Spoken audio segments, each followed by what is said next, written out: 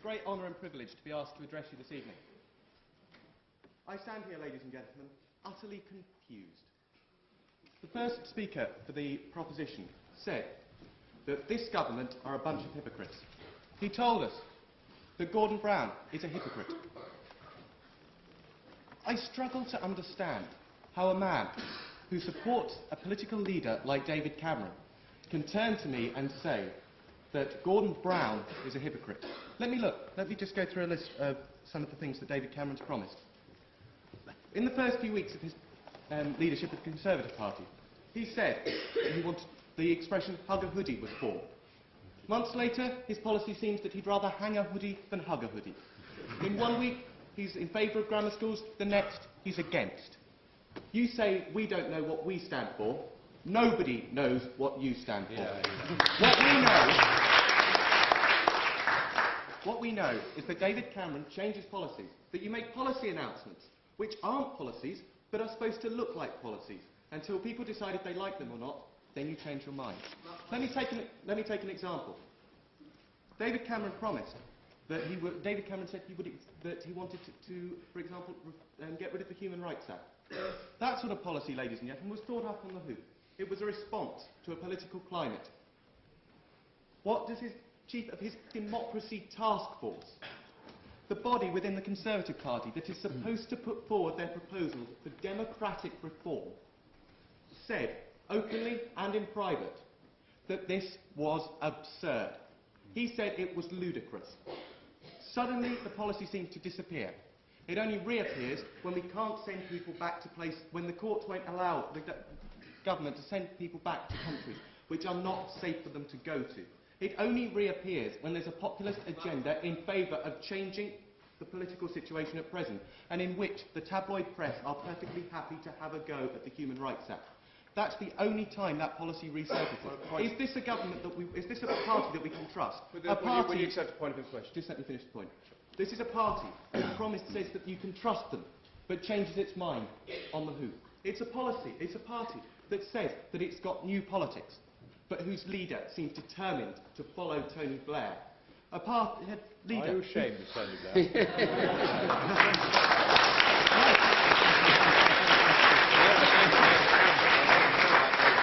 How could I be ashamed of Tony Blair when his government has delivered more nurses, more hospitals, better education, who spent billions of pounds on public services, and for whom the poorest are, despite what your party may say, better off?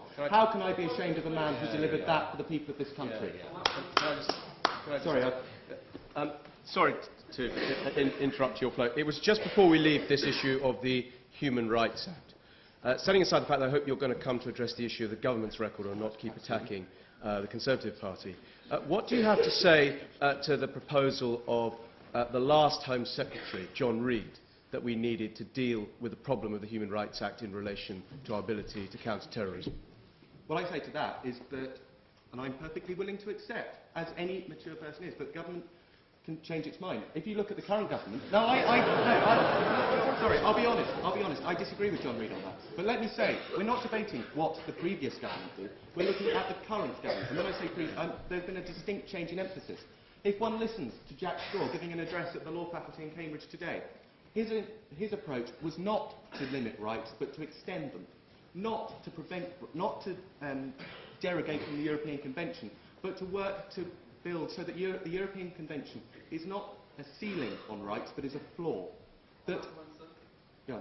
It doesn't make any difference whatsoever what Jack Straw or Gordon Brown said. Whether or not what they say has changed, which I grant you it has, fractionally, the actual policies, what they're doing, have remained identical. Including, I should say, mass murder in Iraq. Are you ashamed of that? Not you should be in a lunatic asylum.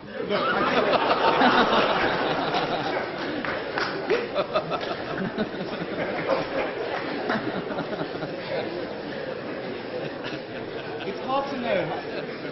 On a point of information, may I actually say I do not think he should be in a lunatic asylum. I just think he's slightly misguided.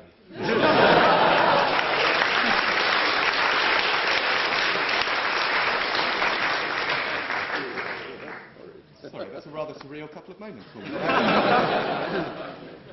to address first the gentleman at the back's point, look, I think, look, as I would say now, the war in Iraq is very easy in hindsight to judge. What you can't say is that what you can't do is to go back in time and change the situation. What we have to do is to look at how we can best resolve the situation as it is now. And the way to do that, and you can shake your head, but I can't turn time back and I can't change the situation. What I can do is talk about how we as Britain can honour our obligations to Iraq. And our obligations to Iraq are honoured by fulfilling our responsibilities there, by ensuring that Iraqis can look after themselves before we cut and run. If we cut and run, Iraq will not become more stable but less. I tell you this, and I tell you that by criticising the war in Iraq and by saying that this government somehow should have no confidence, that if you suggest that it would be better to see a Conservative Party in government than a Labour Party on the basis of that issue, what I say to you is this. Iraq may have been a mistake, but it's been, and it may well be a tragedy. But let's not go down the path of allowing one tragedy to lead to another, and let another Conservative government get back in to wreck this country like it did for 18 years. No, you've had your say for plenty. You've had plenty to say. But what I'd say at this stage is this. What I'm saying is that Iraq's not the reason to have no confidence in this government. What I'm saying is that Iraq is that we should focus on this government's record in its entirety, not focus on one thing. What I intend to just address now is the second point that. Am I going to address, I've obviously had my say on David Cameron, am I going to address this government's record? Of course not. But what I say is that Ian Duncan-Smith says that you can't that this isn't a debate on the Conservative Party. Ultimately, it's a debate on politics. And a debate on politics and on the government always has to examine whether there is another party in whom one can have more confidence. If there is a party with whom one can have more confidence, then in that case, obviously that means you have no confidence in the government. On that point. But if what you're saying is that you have no confidence in this government or any other government, then what we're essentially saying is that if I'm saying, sorry, if you're sorry, just let me. We don't point of information. In a minute. If you're saying that the record of this government, that the opposition is of no relevance to this debate, then I just don't think that you can say it, because if you're saying Point of information. please let me make a point. You're not in the House of Commons now, you have to let me finish your point.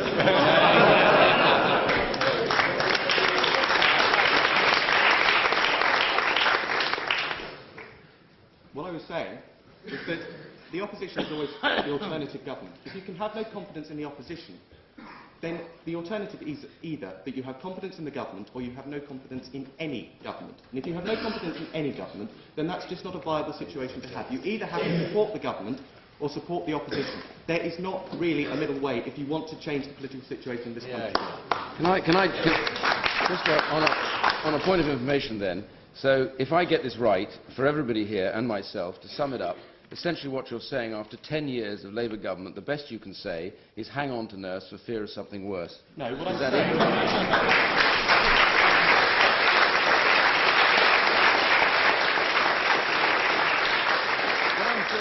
is addressing the points that your side brought up. I am now, in a moment, going to say why this government is good for this country. What I'm going to say is where this government has succeeded, rather than just where you have failed. But we're going to get to that. Right, well, I'm going to move on to it now. So, ladies and gentlemen, this government has succeeded. It's succeeded in education. It's succeeded with the NHS. It's succeeded with the economy. And it's succeeded in dragging people out of poverty. That's all right then. It's not bad. not